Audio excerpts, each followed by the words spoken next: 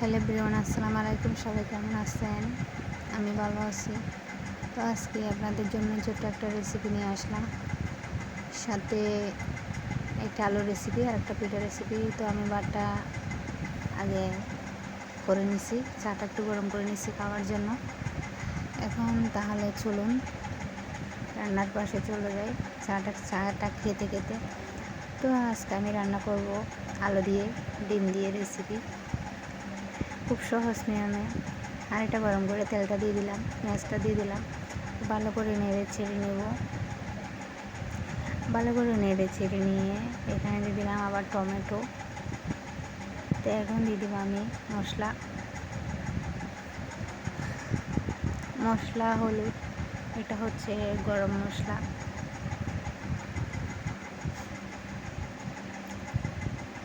তো এবার একটু হালকা পানি দিয়ে ভালো করে নেড়ে চেড়ে কষিয়ে নেব।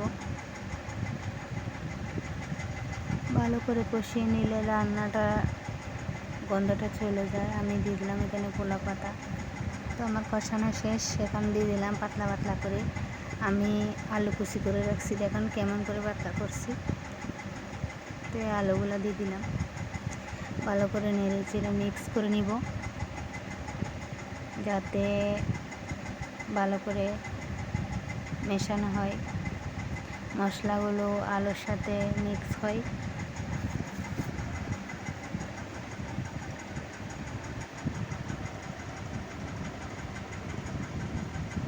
ভালো করে মিক্স করে নেব যাতে মশলাগুলো আলুর সাথে মিক্স হয়ে যায়। দেখেন কেমন হয়েছে। আমার মিক্স করা শেষ, এখন দিয়ে দেবো অল্প পরিমাণে পানি, যাতে আলুটা একটু ভাজিটা একটু ডুবে ডুবে থাকে আর কি। তো যতটুকু পারি আপনাদের জন্য ভিডিও আমি সারি আমার সাধ্য অনুযায়ী। তো আপনারা বলবেন কমেন্টে আপনাদের কী কী রেসিপি লাগবে, আমি দেওয়ার জন্য চেষ্টা করব। এখন দিয়ে দিলাম লবণ আর ধনেপাতা। তো আমার প্রায় শেষের দিকে রান্না। এখন দিয়ে দিলাম একটা ডিম। এটা মিক্স করলে আর একটু কষানো হলে হয়ে যাবে। দেখেন কেমন হয়েছে আমার রান্নাটা প্রায় শেষের দিকে। তো আপনারা বাসায় ট্রাই করে দেখতে পারেন, অবশ্যই আপনাদের ভালো লাগবে। তো রান্নাটা শেষ, দেখেন কেমন হয়েছে। আমি আজকে পিঠা বানাবো বিকালের জন্য, তাই আজকে পিঠাগুলো রান্নার শেষে আমি করে নিচ্ছি। তো এখন দিয়ে দিব পিঠার ডোটা আমি আগে থেকে করে রাখছিলাম, এখন বানাবো আর কি। তো এই পিঠাটার নাম হচ্ছে জাল পিঠা, আপনারা চাইলে বানাইতে পারেন। এটাতে বেশি কিছু দেই নাই, আমি একটা ডিম দিছি, আপনাদের ফ্যামিলি অনুযায়ী বেশিও কমও দিতে পারেন। আর মশলা, কাঁচামরিচ, ধনেপাতা এগুলো দিলেই হবে। আর আপনারা চিনি খেলে চিনিও দিতে পারেন, সমস্যা নেই।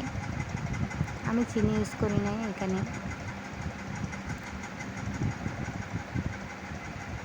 তো আমি একটা একটা করে পিঠাগুলো বানিয়ে নিব।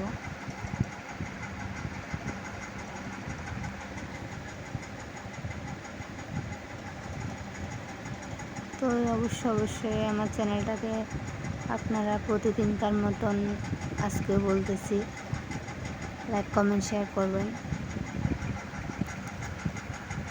আপনাদের সাপোর্টে আমার ভিডিও করার একটু উৎসাহ জাগবে আর কি। তো আমি আর একটা পিঠা বানিয়ে নিচ্ছি। আপনারা সাপোর্ট করলে আমি অবশ্যই প্রতিদিন নতুন নতুন ভিডিও দেওয়ার জন্য চেষ্টা করব। তো আমার পিঠা বানানো শেষ, তো দেখুন পিঠাগুলো কেমন হয়েছে। ভিডিওটি ভালো লাগলে অবশ্যই লাইক কমেন্ট শেয়ার করবেন। তো আজকের মতো এই পর্যন্তই। তো দেখুন পিঠাগুলো কেমন হয়েছে, আমি একটা আপনাদেরকে ছিঁড়ে দেখাচ্ছি, খেয়ে দেখাচ্ছি আর কি।